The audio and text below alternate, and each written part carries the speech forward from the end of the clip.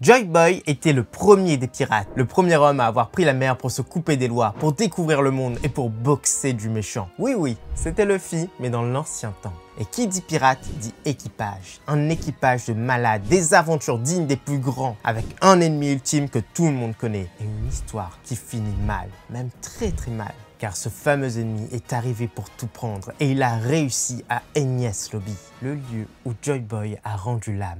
Alors oui, une énorme théorie s'impose les Nakamas parce que oui, on a eu raison sur pas mal de choses également, sur Joy Boy Pirate, sur sans doute Enies Lobby, sur sans doute l'arme antique qui a causé les dégâts sur les lieux, et tout ça, forcément, c'est lié à l'île Nefertari et à bien d'autres choses. Aujourd'hui, cette arme antique est sans doute perdue, mais on en parle totalement dans cette vidéo et on vous laisse la découvrir ici et maintenant. Place à la vidéo.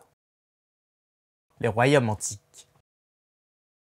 Durant très longtemps, on s'est tous dit que les royaumes antiques étaient des royaumes de l'aube de l'humanité, c'est-à-dire qu'ils venaient d'inventer l'écriture peut-être, qu'ils n'étaient pas hyper développés, même s'il y avait une forme de culture, une forme d'histoire, une forme de civilisation. En soi, une sorte de Ligue de Délos ou d'empire romain. La logique était là, on avait des fragments qui venaient des temps anciens. Tout était caché, perdu, oublié, sans compter que les armes antiques ont des noms de dieux antiques. Pluton, Poséidon, Uranus. Mais un élément nouveau est venu bouleverser tout ça. Les royaumes antiques, selon Vegapunk, étaient des royaumes bien plus développés que ceux actuels. Des royaumes avec des robots géants, des infrastructures de malades et une énergie infinie. Le Joy Boy. Pour cette vidéo, on tient à préciser qu'exploiter des gens, ce n'est pas bien, évidemment. Mais là, les royaumes antiques pour nous, exploiter du monde. On explique tout ça petit à petit et on reprend le cours de la vidéo où vous allez très vite comprendre. C'est aussi durant ces moments que des êtres bien étranges sont tombés du ciel. Deux peuples venus de la lune. Ça, ce n'est pas négociable étant donné que c'est validé dans la mini-story des nerfs. Et ces peuples ont emmené une technologie bien étrange, presque de la sorcellerie. La technologie des fruits du démon. Et pour continuer sur ces royaumes antiques, l'ensemble devait être extrêmement normé. Un monde où tout est à sa place. C'est un principe mythologique, c'est le cosmos. Chaque chose est à sa place et doit retourner à sa place. Mais le cosmos pour les Grecs ou pour les Romains, c'était un peu problématique, car personne ne pouvait vraiment rien faire, personne ne pouvait innover. Donc il fallait un grain de folie, un peu de chaos. Il faut aussi se dire que les royaumes antiques sont aussi une préfiguration de l'Atlantide, ce pays imaginé par Socrate qui a été submergé par les eaux. Tout ça car ils ont essayé d'attaquer leurs propres alliés. Et les royaumes antiques pour nous étaient tous sur les berges des îles qu'ils connaissaient, en tout cas sur les berges du monde, jusqu'à un fameux incident. La face cachée des royaumes antiques. Ce cosmos en question, il était sans doute super chiant. Imaginez une vie où tout est rythmé de A à Z. Vous naissez, vous savez exactement ce que vous allez faire, parce qu'on vous le dit et c'est votre place. Vous restez comme ça jusqu'à votre mort, et vos enfants, c'est la même chose. Et votre famille, et vos amis, et tout le monde, c'est exactement la même chose. Mais c'est hyper chiant. Mais au moins, c'est une forme de sécurité pour les royaumes antiques. Donc les royaumes antiques, ils avaient une sorte de paix grâce à ça. Mais il faut surtout pouvoir imposer cette paix au monde entier. Et c'est là que les paroles de Vegapunk prennent tout leur sens. Les royaumes antiques, pour lui, n'étaient ni bons ni méchants. Imisama, c'est la même chose. Ça veut dire que contrairement à ce qu'on a l'habitude de voir dans les mangas, dans les animes ou autre chose, ce n'est pas du manichéisme. On n'a pas le bien et le mal d'un côté. Les royaumes antiques ont fait du bien et du mal.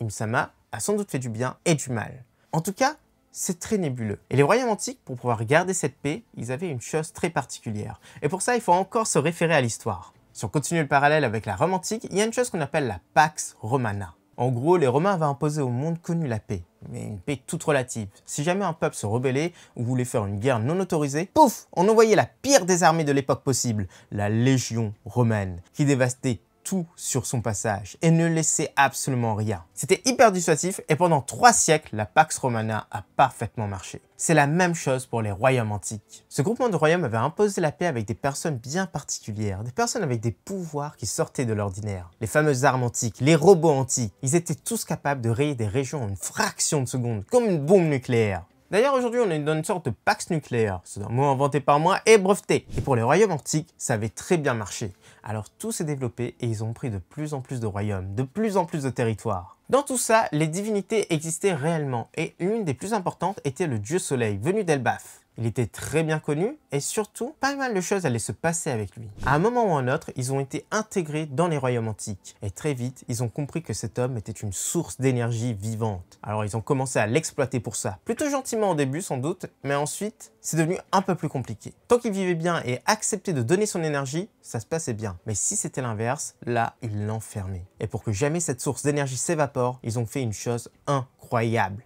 Ils ont utilisé la technologie des Chandya. Souvenez-vous, dans le flashback de Norland et de Kalgara, il y a quelque chose qui est très important. Il parle des arbres qui recueillent les âmes des ancêtres. Et ces arbres ont été coupés par Norland. Sauf qu'en fait, cette croyance, elle peut être une forme de technologie et quelque chose de réel. Ces arbres peuvent peut-être vraiment le faire. Et à un moment donné, donner des fruits, et ce seraient les fruits du démon. Des fruits qui contiennent l'âme de leurs ancêtres. Les royaumes antiques ont alors commencé à tout produire, énormément de fruits du démon, et en améliorant forcément la technologie. Tout y passait, animaux, personnes légendaires, dieux et même esprits de la nature. Les armes antiques étaient peut-être même scellées dans des fruits du démon, et ils étaient transmis de génération en génération. Ou alors c'était des objets qui les mangeaient, et donc ils devenaient extrêmement contrôlables. Pluton, qui est censé être en bateau, c'est peut-être le cas d'ailleurs. Et cette méthode pouvait permettre de les contrôler à souhait. Seule exception, le Nika Nika no Mi, car celui-ci devait être éveillé à chaque fois. Alors il poussait son utilisateur jusqu'à ce moment, puis il l'enfermait. Il le mettait sous cloche et le transformait en une sorte d'usine qui produisait de l'énergie et de l'énergie. Juste ça, une vie en soi très terrifiante. La libération de Joy Boy.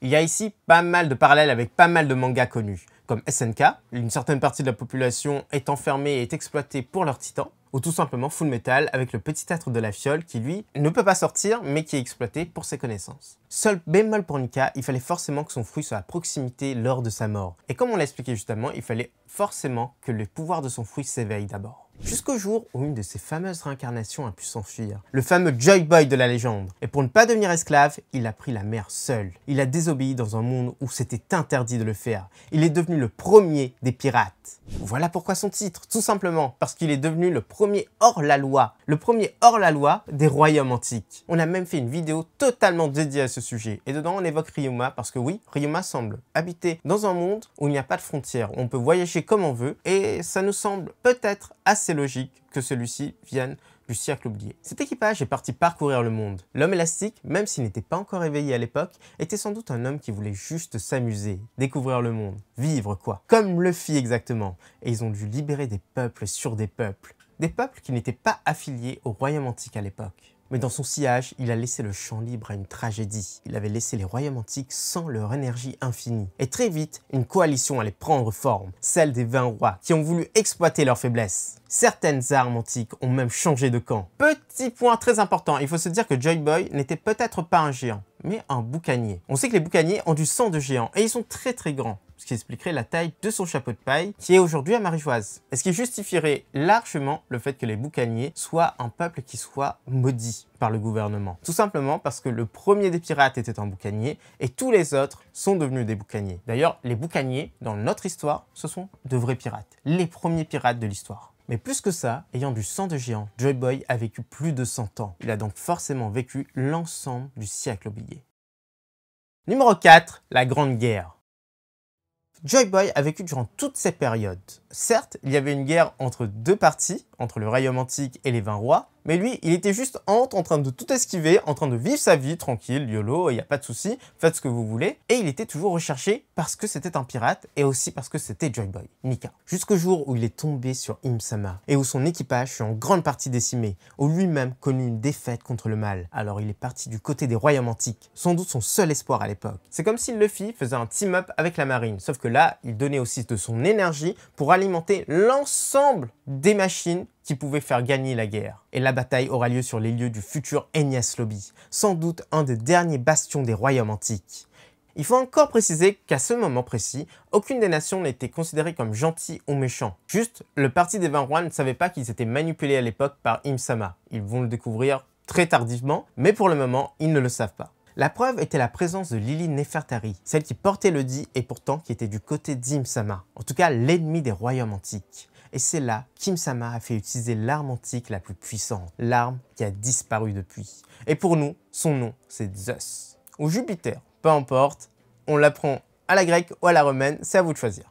La foudre qui détruit tout. Le choc était si puissant qu'un trou béant s'est formé. La mer est montée, tout fut submergé et ses vestiges se trouvent maintenant au fond de l'eau. Mais ils ont tous été détruits par l'eau salée. Et 900 ans plus tard, quasiment plus rien n'a subsisté et Im-sama à gagner. Mais Joy Boy a réussi à fuir d'une façon ou d'une autre, car il a réussi à mettre en place une solution pour pallier l'oubli. Avec les Kozuki, sûrement un peuple qu'il avait sauvé lors de son périple, il a produit les poneglyphes avant de se rendre et de mourir dans les tréfonds de Marijoise. Et la seule chose qui restait de lui, c'était son chapeau. Kim-sama a gardé tout ce temps, car cet homme, c'était le seul qui pouvait le battre.